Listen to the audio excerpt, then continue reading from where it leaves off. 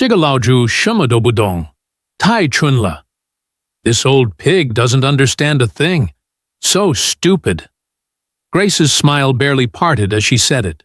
Soft, quick, practiced.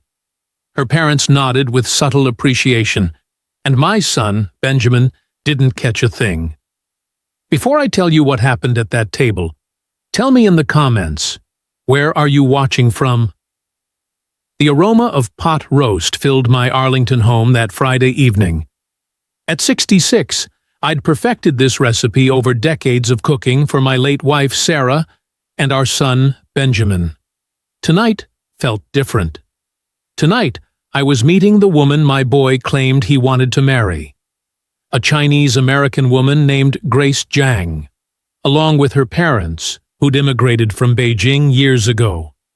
What Benjamin didn't know, what nobody knew, was that I'd spent 15 years in military intelligence, much of it focused on Chinese communications. My Mandarin was as sharp as my English, a skill I'd kept classified even from my own family. Not because I was ashamed, but because some chapters are better left closed. My family knew I worked with electronic surveillance. That was enough for most holiday conversations. "Dad, they're here!" Benjamin's excitement was infectious as I opened the door to Grace and her parents. She stood there like something from a magazine, perfectly polished with a practiced smile. "Mr. Thorne, thank you so much for having us," Grace said, handing me a potted orchid. "Your home is absolutely lovely. Benjamin talks about you constantly. He adores you." Behind her, Thomas and Elizabeth Jung nodded with formal courtesy that reminded me of diplomatic functions from my army days. "Please call me Gideon," I replied, stepping aside. "And thank you." Sarah always loved orchids. Benjamin practically glowed as he guided Grace through our living room. "Grace teaches piano at the community center, Dad, and she volunteers at the animal shelter every weekend." "How wonderful," I said, genuinely impressed. "What kind of music do you prefer teaching?" "Oh, classical mostly," Grace replied, her eyes lighting up. "Chopin, Debussy, though I do enjoy teaching children popular songs. It keeps them engaged, you know." Dinner started beautifully. The pot roast was tender. Conversation flowed easily. Thomas asked about my electronics repair shop. Elizabeth complimented the green bean casserole. Grace hung on Benjamin's every word about their wedding plans. "We're thinking spring," Benjamin said, cutting into his roast. "Maybe April. Grace wants cherry blossoms in the photos." "That sounds perfect." "Son," I said, raising my wine glass, "to new beginnings." Everything changed during dessert. Grace leaned toward her parents and switched to Mandarin. Her voice dropped to what she thought was a whisper, but my trained ears caught every word. "Jigalauju shumadobudong, tai chunla. This old pig doesn't understand a thing. So stupid." Then, with a dismissive flick of her wrist, "Ji shu biaoyan, keep the performance going." The casual cruelty in her voice, the way she spoke to them, like employees receiving instructions rather than beloved parents. It hit me like a physical blow. My grip tightened on my coffee cup. Adrenaline surged through my veins, the same feeling I'd had in combat situations. Every instinct screamed at me to stand up and confront her right there. But decades of intelligence work had taught me patience. I forced my face to remain neutral. Even managed to smile when Grace looked my way. "The pie is delicious, Mr. Thorne," Grace said in English, switching back to that honey-sweet voice. "You simply must give me the recipe. I'd love to make this for Benjamin." "Of course, dear," I replied, my voice steady despite the fury building inside. "Sarah would have loved to share it with you." As the evening wound down, I played the gracious host. I thanked them for coming, accepted their compliments, promised to have them back soon. Benjamin walked them to their car, completely oblivious to what had transpired at his father's table. When he returned, his face flushed with happiness. "Dad, thank you. This means everything to me. I can tell you really like her." I nodded and squeezed his shoulder, not trusting myself to speak. As I watched him drive away, I stood in my doorway. The cool October air clearing my head. I'd heard Elizabeth call her Annie under her breath. I'd noticed Thomas checking his watch whenever he thought no one was looking. I'd seen how Grace's accent shifted when she spoke about her childhood. Seattle one minute, Beijing summers the next. Something wasn't right. The smell of old electronics and WD-40 filled my workshop behind the house as I switched on the light. Sleep wouldn't come tonight. Not with what I'd heard echoing in my mind. I pulled out a small notebook from my workbench drawer, a habit from my days in intelligence. 2 columns, what I knew, what I suspected. Write it down. Follow the evidence. Look for patterns. My son was 6 weeks away from marrying a woman who called me a pig behind a smile, who treated her parents like hired help, who switched personalities as easily as she switched languages. I wouldn't confront her. Not yet. That would only make Benjamin defensive, turn me into the villain. I'd seen too many assets burned by hasty accusations. No, I needed more than suspicion. I needed proof. I opened my laptop and searched for local community theater productions. If Thomas and Elizabeth were performers, they'd leave a footprint. Everyone does. She thought I was a fool. She had no idea I understood every word. The smell of old electronics and WD-40 filled my workshop behind the house, mixing with the October morning air drifting through the open garage door. I'd been tinkering with this vintage Zenith radio for the better part of an hour, but my hands moved on autopilot. Sleep had been elusive all night. Every time I closed my eyes, I heard Grace's voice again. "Old pig, stupid, keep the performance going." The words echoed in my head like broken transmission signals. 30 years of marriage to Sarah had taught me patience. But this was different. This was my son's future at stake. The crunch of gravel in the driveway interrupted my brooding. Benjamin's Honda pulled up, and I watched through the window as he grabbed 2 coffee cups from the passenger seat. My boy always was thoughtful. Took after his mother that way. "Morning, Dad," he called out, ducking under the half-raised garage door. His face carried that same glow it had worn all week. "Thought you might need some caffeine. You look tired." "Thanks, son." I accepted the steaming cup gratefully. "Just been working on this old radio. Mrs. Henderson's grandfather's. She wants it restored for her daughter." Benjamin perched on my workbench, careful not to disturb the scattered components. "Grace loved meeting you last week. She keeps asking when we can all get together again." The mention of her name sent a jolt of irritation through me, but I kept my voice level. "She seems very fond of you." "She is, Dad. We both are. I've never felt like this about anyone." His eyes had that earnest shine that had gotten him through heartbreaks and disappointments since he was a boy. "Maybe we could do dinner again next week?" Grace suggested we try that new place downtown. I nodded, focusing on a delicate solder joint. "That sounds nice." "Great. I'll tell her you're in." He finished his coffee in one long gulp. "I should get to work. Love you, Dad." After he left, I set down my tools and opened the notebook I'd started last night. I'd already written down what I could remember of Grace's exact words in Mandarin. Now I added the details that had been nagging at me. Elizabeth Young. Slight tan line on left ring finger where wedding band should be. Wears oversized cocktail ring on right hand instead. Thomas Young called Grace Annie when passing salt. Grace didn't react, but Thomas looked down immediately.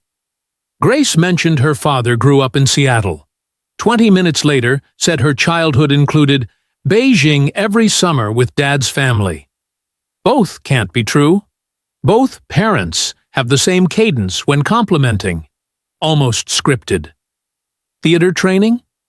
I tapped my pen against the page. Intelligence work taught me to look for patterns, not jump to conclusions. People make innocent mistakes.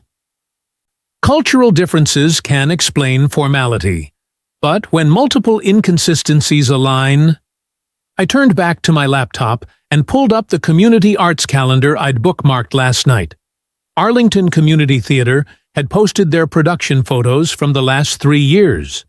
I clicked through galleries of local Shakespeare productions, holiday pageants, and charity events. And there they were, Thomas and Elizabeth Young, except the caption read, Thomas Chen and Elizabeth Kim in The Importance of Being Earnest. Same polished smiles, same practiced gestures, different names. I opened another browser tab and searched Arlington's business license registry. No results for a Thomas Young. No Elizabeth Young listed in the local professional organizations Grace had mentioned they belonged to. My phone buzzed with a text from Benjamin. Dad, Grace says her parents want to treat us all to dinner next Friday. The French place on Wilson Beloved. Can you make it? I stared at the message. My thumb hovered over the keyboard. Sounds great. Looking forward to it. I set the phone down and reached for my military contacts list. A small black address book I hadn't opened in years. There was a name in there. Someone who'd moved into private investigation after leaving the service. Someone who could access records without leaving fingerprints. The anger that had burned in me last night was cooling into something more focused, more precise. I wouldn't let emotion cloud my judgment. I wouldn't make accusations without evidence. But I wouldn't let my son marry someone living behind a curtain of lies, either. I picked up the phone and dialed. Gideon Thorne. Been a long time. Mike Chen's voice carried the familiar gravel of too many late nights and not enough sleep. We'd served together in the 80s, monitoring communications across the Taiwan Strait. Too long, Mike. I need your expertise on something delicate. Military or personal? Personal. Family matter. I hesitated. My son's fiancée. A low whistle came through the receiver. Tricky territory. What are you looking for? I outlined what I had. The inconsistencies in Grace's story. Her parents, who appeared to be local theater performers. The casual cruelty in Mandarin when she thought no one understood. I'm not asking for anything illegal, I clarified. Just help navigating public records I might not know how to access. Send me what you have, Mike said. Names, dates, addresses. I'll see what turns up. After the call, I dug deeper into Arlington's community theater scene. 3 hours and 6 browser tabs later, I had a digital mosaic of Thomas and Elizabeth's theatrical lives, just not under the names they'd given me. Thomas Chen, Elizabeth Kim, sometimes listed as Tom Chang or Liz Kwan, depending on the production. Their IMDb pages showed bit parts in regional commercials, mostly caring doctor and concerned teacher roles. But their real bread and butter appeared to be the local theater circuit. I found an Instagram account for the Arlington Players. Posts from the past year showed Thomas and Elizabeth in period costumes, contemporary dramas, even a musical. The caption on one photo read, Our favorites return. Tom and Liz bring down the house in An Evening with Molière. The same polished smiles. The same cadence that had struck me as odd at dinner. They weren't just casual community theater enthusiasts, they were seasoned performers. Another search led me to the Arlington Arts Center's public grant records. Both Thomas Chen and Elizabeth Kim had received stipends as cultural consultants and event hosts for the center's Asian Heritage Month. $500 each, paid out just 3 weeks before our dinner. I sat back in my chair, rubbing my eyes. The radio parts lay forgotten on my workbench. The late afternoon sun cast long shadows across my garage floor. My phone buzzed with a text from Mike. "Found something. Can we talk?" I called immediately. "Your actress theory is looking solid," Mike said, without preamble. I ran a reverse lookup on the address Grace Jiang listed on her wedding invitation, the one Benjamin sent you. It's a rental property, leased 4 months ago to a Grace Jiang, not Yang. Different spelling. "Could be a clerical error," I said, playing devil's advocate. "Could be. But I also found payment records from the Arlington Cultural Center. 3 people were paid as event consultants last month. Thomas Chen, Elizabeth Kim, and Grace Jiang. Same check numbers in sequence." My stomach tightened. They were hired together. "Looks that way. I've got a contact at Visa who owes me a favor. Want me to see if there's a pattern to their expenses? Nothing detailed. Just general merchant categories, timing." I hesitated. This was crossing into territory that made me uncomfortable. Not because I feared what I'd find, but because I knew how it would sound to Benjamin if he discovered I was investigating his fiancée's credit card history. Just public records for now, I decided. Civil registry, property, business filings, anything that might explain why someone would hire actors to play their parents. "There's one more thing," Mike said. "The community theater website has a donor page. There's a photo from their fundraising gala last spring. Your future daughter-in-law is in it, standing right next to her parents." I pulled up the website while we were still on the phone. The photo showed a crowded reception, champagne glasses raised. And there they were, Grace with Thomas and Elizabeth, all 3 dressed elegantly, clearly comfortable with each other long before they were supposedly introduced to me. "She's never mentioned theater involvement to Benjamin," I said quietly. "Not once." "I'll keep digging," Mike promised. "Civil records next. I've got contacts who can search across multiple states." After hanging up, I stared at the photograph. Grace's smile looked different here. Sharper, more calculated than the soft, demure expression she wore around Benjamin. I didn't feel vindicated. I felt hollow. Part of me had hoped I was wrong, that I'd misheard her Mandarin, that I was being an overprotective father. But the evidence was mounting, piece by methodical piece. I saved the photo and added it to my growing file. Then I texted Benjamin that I was looking forward to dinner on Friday. Whatever performance Grace and her parents were planning, I would be ready. 3 days passed in a fog of research and mounting unease. I kept my routine: electronics shop in the mornings, lunch at Ed's Diner, evenings in the workshop. Benjamin called twice to confirm dinner plans and tell me about a promotion at work. I listened and congratulated him, fighting the urge to ask questions about Grace. Wednesday afternoon, my phone rang. Mike's number. "Found something you need to see," he said, his voice tight. "Sending files now. Call me after." 5 minutes later, my inbox pinged.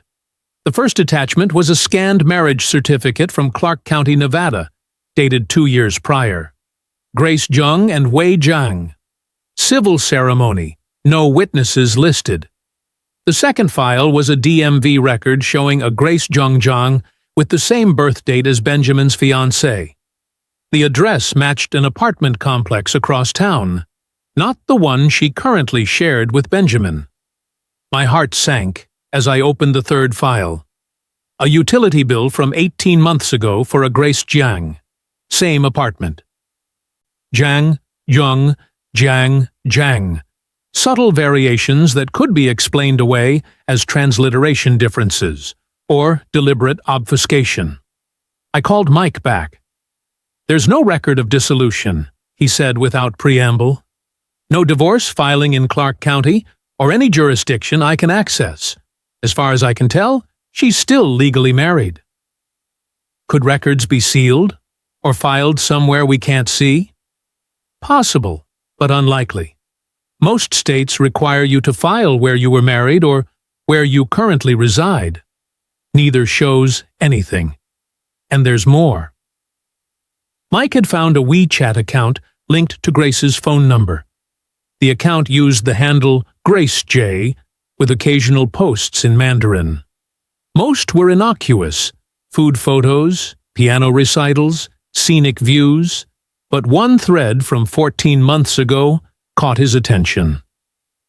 Translated roughly, "Wen jian kuai ban hao le," and "Hen kuai, woman jiu ke jian mian le." Papers almost sorted, and soon we can meet. Could be about immigration documents, I suggested, or work permits. Could be, Mike conceded, but timing matters here. This was posted when she was already married to Zhang, before she met Benjamin.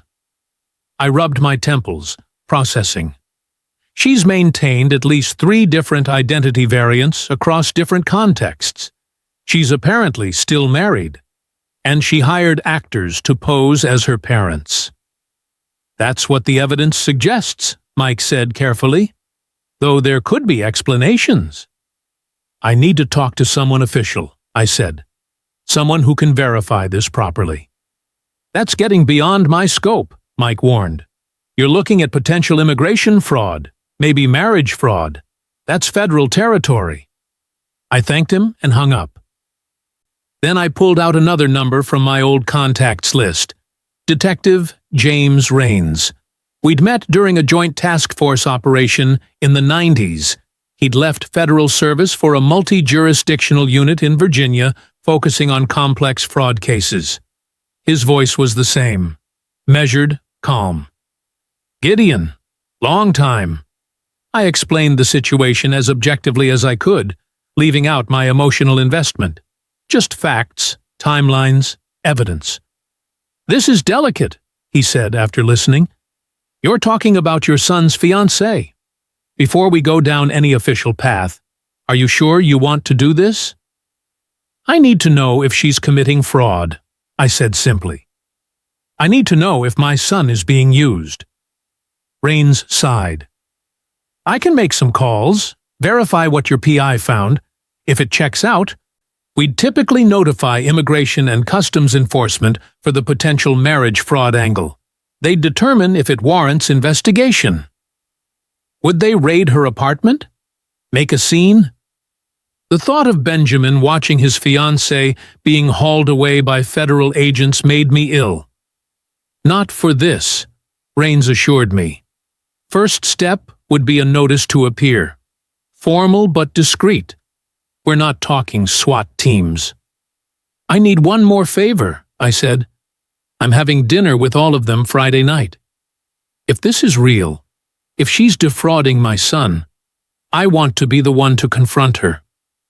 There was a long pause. "That's not protocol," Raines finally said. "But I understand why you're asking. Let me verify the records first. If everything checks out, we could arrange a timed intervention. You make your move, we follow up officially." Minimal drama. I hung up feeling a strange mixture of dread and resolve. The evidence was pointing to a conclusion I couldn't ignore. Grace was not who she claimed to be. Benjamin was walking into a trap laid with practiced smiles and perfect dinner conversation. I opened my phone and composed a text to Grace. "Looking forward to dinner Friday. Would you all like to come to my place instead? I'd love to cook for you again." Her response came quickly. "That would be wonderful, Mr. Thorne. We'd be honored." I set down the phone and looked at the marriage certificate again. 2 years ago, Grace had said vows to someone else. Now she was weeks away from saying them to my son. Not if I could help it. Friday evening arrived with cool October clarity. I'd spent the day preparing slow roasted lamb, rosemary potatoes, fresh green beans. Sarah's recipes. For dessert, I'd made a tarte tatin, the caramelized apples glistening like amber. The dining room glowed with soft lighting. Family photos lined the sideboard. Benjamin's graduation, Sarah's last Christmas, our wedding day. On the hall table, out of sight but within reach, lay a slim folder. The doorbell rang at 7:01 sharp.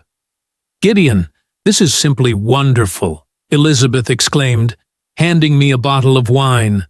Her voice carried that same theatrical warmth I'd noticed before, the precise cadence of someone who had rehearsed sincerity. "Grace tells us you're quite the chef," Thomas added, clapping my shoulder with practiced camaraderie. Grace kissed my cheek. "Everything smells amazing, Mr. Thorne." Benjamin beamed beside her, arm around her waist. "Dad's been cooking all day." I led them to the dining room, pouring wine and serving the lamb. Conversation flowed easily. Thomas discussed Beijing architecture. Elizabeth shared stories of her supposed childhood in Shanghai. Grace held Benjamin's hand on the table, her thumb tracing circles on his skin. The performance was flawless. If I hadn't heard her that first night, if Mike hadn't found the records, if Detective Raines hadn't confirmed every detail, I might have believed it all. "To family," I said, raising my glass, "and to honesty." A flicker crossed Grace's face, so brief I might have missed it if I hadn't been watching for it. After the main course, I served the tarte tatin with coffee. The room filled with appreciative murmurs. I turned my cup slowly, watching the dark liquid swirl. Then, in perfect Mandarin, I said, "Ni yi wei wo ting bu dong ma?" "You thought I couldn't understand?" Grace's fork froze midway to her mouth. Her eyes widened, then narrowed. 我听懂你说的每一个字。在餐厅里，你说我是个老主，我太蠢了。I understood every word you said. At the restaurant, you called me an old pig, said I was stupid. I switched to English, my voice steady. Benjamin, your fiancée called me an old pig who understands nothing. She told her parents to keep performing. Benjamin's face drained of color. Dad, what are you talking about? This isn't funny. Grace? I continued in Mandarin. 你还记得说过，继续表演吗? Do you remember saying, keep the performance going? 不是你想的那样, Grace whispered. It's not what you think. Thomas and Elizabeth sat rigid, their eyes darting between Grace and me. I reached for the folder. I'm a retired military intelligence linguist, Benjamin. I specialized in Mandarin communications for 15 years. I never told you because much of my work was classified. I slid the folder across the table. These are copies of records from Clark County, Nevada. Grace Jung married Wei Jiang 2 years ago. There's no record of dissolution. I obtained these legally through public records searches. Benjamin's hand trembled as he opened the folder. There's more, I said gently. Thomas and Elizabeth aren't Grace's parents. They're local actors who've performed together at Arlington Community Theater for years. I have photographs of all three of them at theater fundraisers dating back 18 months. What the fuck is this? Benjamin's voice cracked. Grace, tell me this isn't true. Before she could answer, a firm knock sounded at the front door. That's Detective James Raines, I said. He's here with a notice regarding the potential immigration fraud issues raised by an undisclosed prior marriage. I stood and walked to the door. Detective Raines stood on my porch, professional in his dark suit. Beside him, on a tablet screen, was a liaison officer from immigration. Ms. Jung? Raines asked, stepping into the dining room. Grace's practiced smile had vanished completely. Her eyes were cold, calculating the angles. "We'd like to ask you some questions about your marital status and immigration applications," he continued. "This isn't an arrest, just a request for clarification. We also have a temporary order limiting contact with Benjamin Thorne until your status is resolved." Elizabeth's composure broke first. "We were just hired to coach her," she blurted. "For presentations, for how to fit in with American families." She said her parents weren't involved. She wanted support for meetings with her fiancé's family. "We didn't know about any other marriage." Thomas put his head in his hands. Benjamin stood so suddenly, his chair tipped backward, crashing to the floor. "You set me up," he hissed at me. "How could you do this?" Grace turned to him, switching tactics instantly. "Ben, baby, it's not what it looks like. I can explain everything." "Ma'am," Detective Raines interrupted gently, "I need to speak with you separately now." Benjamin backed away from the table, from all of us, his face contorted with rage and confusion and heartbreak. Without another word, he stormed past me, past Raines, and out the front door. The slam echoed through the quiet house. The house emptied in stages. First Benjamin, slamming the door. Then Detective Raines led Grace to the kitchen for preliminary questions. Thomas and Elizabeth huddled in the living room, all theatrical polish gone, reduced to nervous whispers and darting glances. By 10:30, they had all left. The notice had been served. Statements had been taken. Raines had promised to call with updates. Thomas and Elizabeth had apologized repeatedly. Their performative confidence deflated into genuine shame. Grace had maintained her composure until the end. As she was escorted to her car, she looked back at me with eyes like flint. "You don't know what you've done," she said quietly. Not a threat, a statement. I stood in the empty dining room, half-eaten tarte tatin, coffee cups with lipstick smudges, wine glasses with fingerprints catching the light. The material evidence of a family dinner turned investigation. The refrigerator hummed in the kitchen, a steady mechanical drone that seemed louder in the silence. I cleared plates methodically, scraped uneaten lamb into the trash, loaded the dishwasher, wiped down the table where the folder had sat. Sarah would have known what to do now.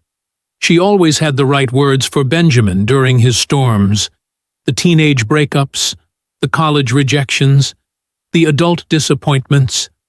I had always been the steady one, the quiet support behind her gentle wisdom. "What now, Sarah?" I whispered to the empty room. I moved to the living room and found Elizabeth's purse on the sofa. A small beaded clutch she must have forgotten in the chaos. Inside was a folded playbill from Arlington Community Theater's production of An Evening with Molière. The cast photo showed Elizabeth and Thomas in period costumes, their bios listing decades of regional theater experience. At the bottom of the purse was a receipt, $200 paid to Elizabeth Kim for family coaching services from Grace Jung, dated 6 weeks ago. The final piece of the puzzle I hadn't needed. My phone rang at 11:15. Detective Raines. "She's been released on her own recognizance," he said without preamble. "The notice has been filed with Immigration Services. They'll review her status, contact the husband in Nevada. It's going to be slow, Gideon, bureaucratic. And Benjamin? The temporary contact limitation is just that, temporary. Gives everyone space to think. But it's not a restraining order. We can't stop him from seeing her if he chooses to." I thanked him and hung up. The clock on the mantel ticked. Sarah's anniversary clock. The one I wound every Sunday. 15 years since cancer took her, and sometimes I still turn to tell her something before remembering. I picked up my phone again and stared at Benjamin's contact information. The angry hurt in his eyes haunted me. He wouldn't answer a call, not tonight. Maybe not for days. I typed a text instead. I love you. I'm here when you're ready to talk. I didn't expect a response. Didn't get one. Upstairs, I passed Benjamin's old room. Trophies from high school track meets. Framed diploma. The quilt Sarah made him when he left for college. The evidence of a life built on trust and love and safety. I'd risked that trust tonight. I'd chosen truth over comfort, evidence over hope. I'd chosen to be hated in order to protect him. In my own bedroom, I changed slowly, methodically, hung up my dinner jacket, set aside my shoes. Rituals of normalcy in a night that had shattered everything familiar. As I was about to turn off the light, I noticed Elizabeth's playbill again. A line was highlighted in yellow on the back page. The greatest way to deceive is to seem like you're not trying to deceive. Attributed to Molière. I set it on my nightstand and switched off the lamp, letting darkness fill the quiet house. 3 days passed. My calls to Benjamin went to voicemail. My texts showed as delivered, but unanswered. I kept the shop open, fixed Mrs. Henderson's radio, ate meals I couldn't taste. Each night, I checked the locks twice, a habit from my army days. Each morning, I woke with Sarah's name on my lips, needing her wisdom more than ever. Detective Raines called once with an update. Grace had retained an immigration attorney. The wheels of bureaucracy were turning, slowly but inevitably. The parents had provided statements confirming they were hired actors with no knowledge of her prior marriage. I was cleaning the workshop on the third night when my security app pinged. Someone was sitting in a car at the end of my driveway. Through the workshop window, I could see Benjamin's Honda, headlights off, engine running. He sat there for 27 minutes before driving away. He wasn't ready. I understood. That night at 1:12 a.m., my phone rang. I grabbed it on the first ring. "Dad!" Benjamin's voice was hoarse, like he'd been shouting or crying. "I went to her apartment tonight." I sat up, fully alert. "Are you okay?" She wasn't there. All her stuff was gone. Like she'd never existed. His breath hitched.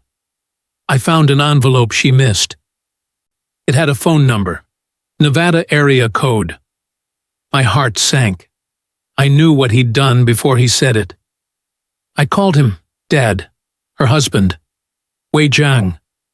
I closed my eyes, picturing Benjamin alone in his car, dialing a stranger who shared his fiancée's hidden life. He answered on the second ring. Benjamin continued, asked if I was another one, said I wasn't the first. A bitter laugh escaped him. He told me everything. How they met in Shanghai when he was teaching English. How they married so she could come to the U.S. How she promised to bring him over once she got established. Then she stopped answering his calls.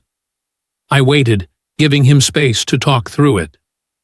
He asked if I worked in immigration, if I had money. Benjamin's voice cracked. Said she always went for men with government connections or resources. That it was never personal. I'm sorry, son. Don't be. The words came out sharp, then softened. I mean, I needed to hear it from someone else. I needed to know. Through the phone, I heard the distinctive sound of gravel under tires, Benjamin's car pulling into my driveway. She told me her parents died in a car crash when she was 15, he said. That she was raised by her aunt. She showed me a grave. We put flowers on it, Dad. Who does that? I moved to the front door, looking out at his car idling in my driveway. I remember now. She asked all these questions about your military service, if you had security clearance, if you had pension benefits. I thought she was just interested in you. I opened the front door. Benjamin sat in his car, phone to his ear, looking up at the house. The signs were all there, he said, voice breaking. I just didn't want to see them. Come inside, son. The line went silent. Then his car door opened. Benjamin walked up the path slowly, like a much older man. No coat against the October chill. Eyes red-rimmed and hollow. When he reached the door, he stopped, as if unsure of his welcome. I told you she was special, he whispered. I defended her when my friends said we were moving too fast. His face crumpled. I was so stupid. I pulled him into an embrace, felt him stiffen, then collapse against me like he had as a child after nightmares. His shoulders shook with silent sobs. Over his head, I watched the empty street.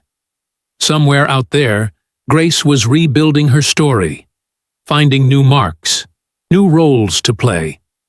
But not here. Not with my son. Come on, I said gently. Let's go inside. The kitchen was the heart of our home. When Benjamin was small, Sarah would sit him at this very table with milk and cookies after school. When he was a teenager, we'd talk through his problems over late-night sandwiches. When Sarah got sick, we'd sit together in silence, holding mugs of tea that grew cold.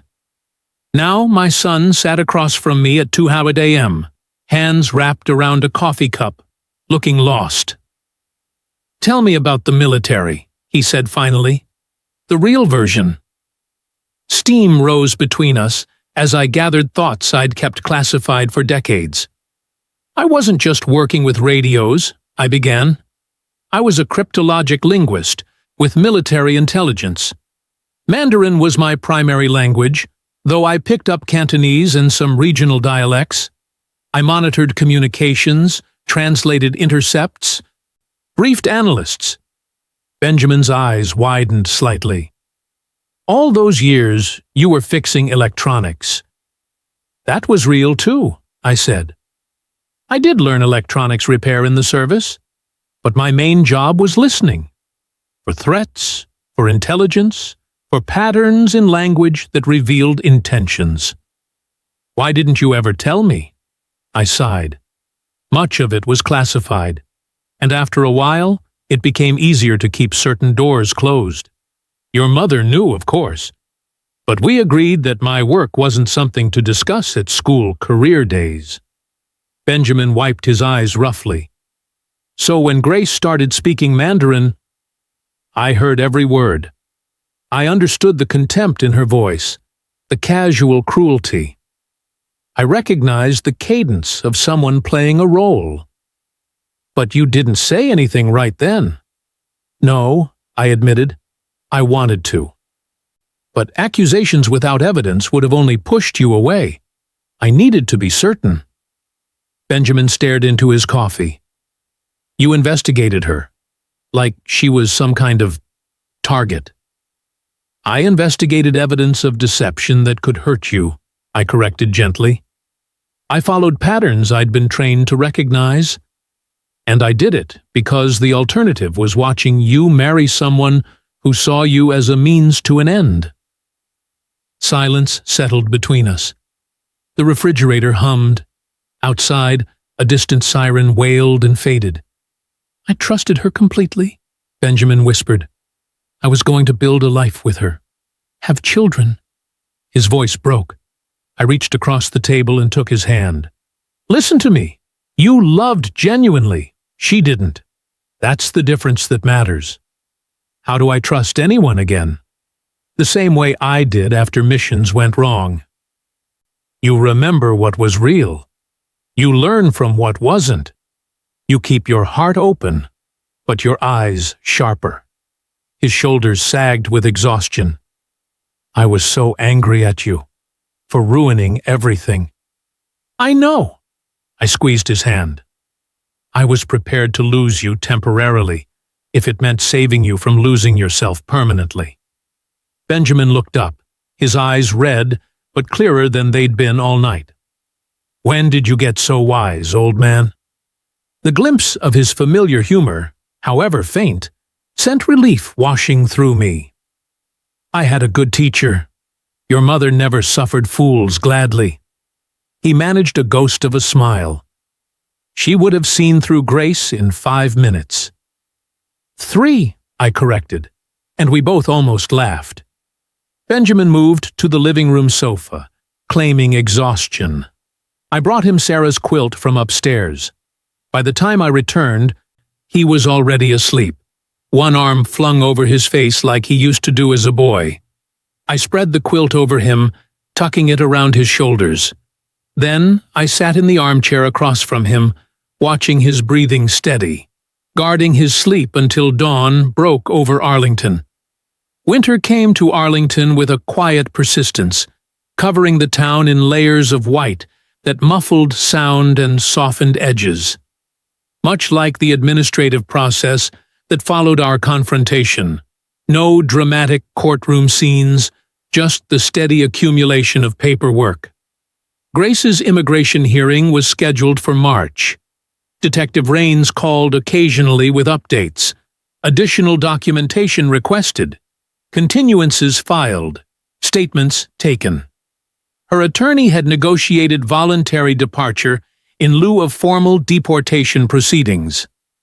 The system ground forward without spectacle or vengeance, just the impersonal machinery of bureaucracy processing one more case of fraud. Thomas and Elizabeth disappeared back into the local theater scene. Their names appeared in a community production of Our Town, reviewed favorably in the Arlington Gazette. 6 weeks after everything fell apart, I received a card from Elizabeth. No return address, just a brief note. We were wrong. I'm sorry for the part we played. She told us he knew everything and just wanted to make you happy. I didn't respond. Some apologies arrived too late to matter. As for Grace, she vanished like morning fog. Her apartment was rented to a young couple by December. Her piano students were reassigned. Her social media accounts went dark. According to Raines, she'd relocated to the West Coast while her case proceeded. Wei Zhang had filed for divorce in Nevada, finally closing that chapter. Benjamin stayed with me for 2 weeks after that night in the kitchen. Then, on a crisp November morning, he packed his bag and moved back to his apartment. I need to do this, he said, standing in my doorway. I need to face it. I understood. Healing happens in the spaces we've been wounded, not in the shelters we hide in. The engagement ring was returned to the jeweler, the deposit on the reception venue forfeited. Wedding invitations, already addressed but not yet mailed, went into the recycling. Benjamin told me he burned the photos one night in his fireplace, watching the smiling faces curl and blacken. Slowly, life resumed its rhythm. Benjamin started running again, 5 miles every morning before work, then 10. He joined a community soccer league, cut his hair shorter, bought new furniture for his apartment. He called more often than before. Not about Grace or what happened, but about ordinary things. A book he was reading about quantum physics. A pasta sauce he'd managed to make without setting off the smoke alarm. The way sunlight hit his kitchen counter at exactly 2:17 each afternoon, making the whole room feel golden.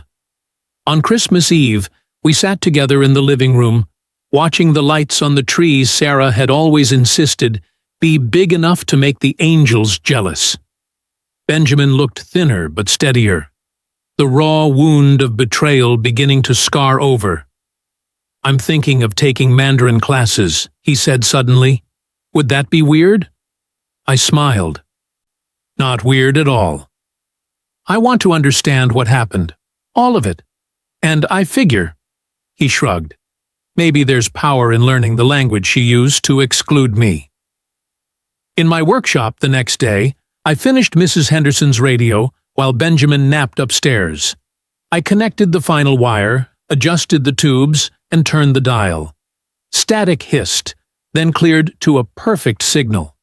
Bing Crosby singing White Christmas, as if the decades between us were nothing at all. People think the moral is learn another language to catch liars. Maybe. But here's what I know.